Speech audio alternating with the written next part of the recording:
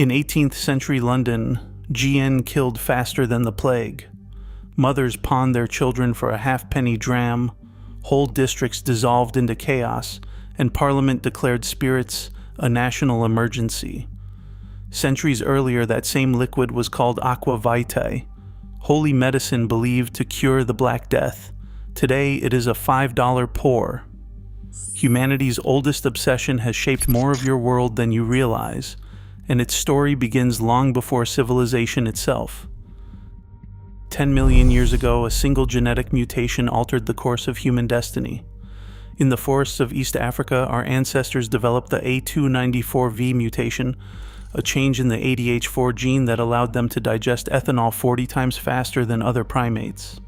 This biological shift made fermented fallen fruits a safe, calorie-dense food source. Long before humans learned to write, we were wired to seek out alcohol. This ancient evolutionary appetite may have built civilization itself. Historians once assumed humans settled down to harvest grain for bread. Evidence now points to a different spark, the drive to brew beer. At Rakifet Cave in Israel, 13,000-year-old stone mortars hold chemical traces of a primitive porridge-like beer. In Turkey, the monumental stone pillars of Göbekli Tepe stand near massive limestone basins coated in calcium oxalate, the telltale residue of fermented barley grain. In China, sites like Jiahu and Chaotuo reveal complex, 9,000-year-old recipes of fermented rice, wild honey, and fruit. These ancient communities mastered fermentation long before they established permanent agricultural fields. Transforming tough, wild grains into a nutrient-rich, intoxicating brew made foraging worth the effort. Alcohol's powerful grip on the human mind began in the dark of prehistory, serving as the ultimate social glue before the first city was ever built. By the 26th century BC, on the baking Giza Plateau, alcohol transitioned from an accidental prehistoric discovery into the primary fuel of a state-controlled labor economy. The thousands of anonymous laborers who quarried and hauled stone to build the Great Pyramids did not work for coin. They worked for bread and beer. The Egyptian administration managed brewing as a central arm of state food production. Two models from the period depict workers straining mash through cloth, showing how the state integrated brewing with baking to feed the workforce. Beer served as a critical wage in kind, providing these workers with hydration, B vitamins, and dense calories required for backbreaking physical labor. While popular myths claim workers received exactly 4 to 5 liters a day, modern Egyptologists remain cautious. Administrative records from the period indicate rations fluctuated with exact volumes ranging from under a single liter to nearly 5, depending on a worker's status. Beyond the physical construction sites, beer bound the living to the spirit world. It was poured at altars as a daily ritual offering to guide the dead through the afterlife, and it acted as a tool of social control, ensuring loyalty to the pharaoh. In the shadow of the pyramids, wild fermentation became a managed industry. Beer became the very infrastructure of empire.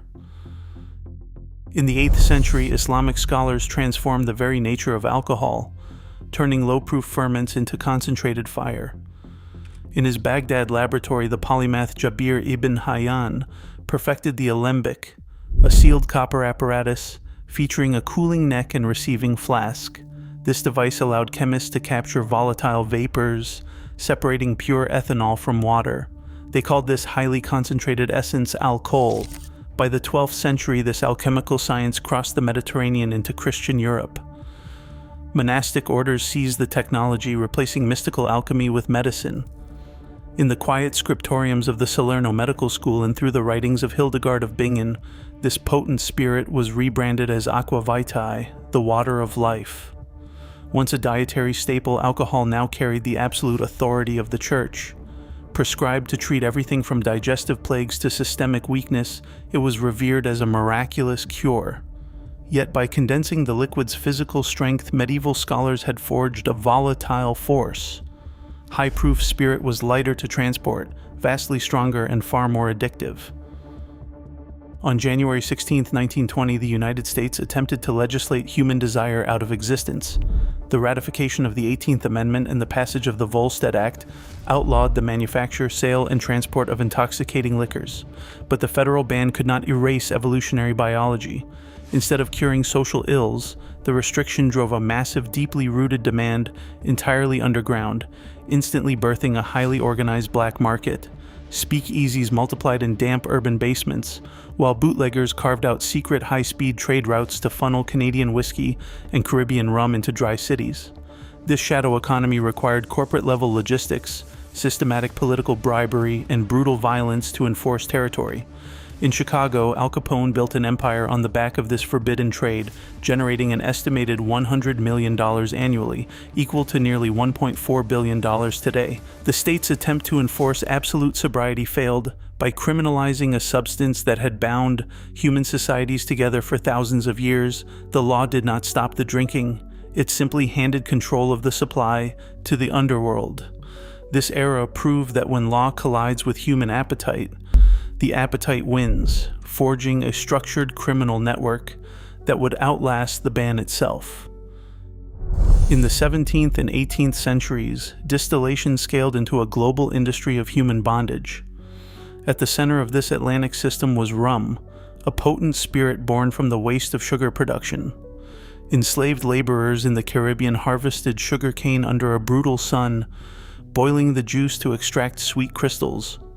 The remaining thick, dark molasses was shipped north to New England, where over 100 distilleries in cities like Newport, Rhode Island, transformed it into millions of gallons of rum. Merchants then used this spirit as currency, sailing to West Africa to purchase more captives, completing a triangular trade circuit that treated human life as a transaction. Between 1501 and 1867, this machinery of profit carried over 12 million people into slavery. As the world mechanized in the 19th century, the physical toll of cheap alcohol shifted to the rising industrial cities. Factories demanded unforgiving, disciplined labor, yet the miserable conditions of urban slums drove workers to seek escape in highly concentrated spirits. Alcohol, once a daily dietary staple, became an industrial anesthetic. In overcrowded tenements from London to New York, cheap gin and whiskey fueled severe addiction, domestic violence, and workplace accidents. The laboring poor paid the price in shortened lives and broken homes. In response to this widespread urban suffering, the first temperance societies formed. These reformers organized to combat the devastating social collapse of the industrial age. Today, this ancient substance has transitioned from localized trade into the highly engineered machinery of globalized capitalism. A handful of multinational conglomerates, such as AB InBev, Diageo, and Pernod Ricard, now command a global market projected to reach $2.56 trillion by 2025.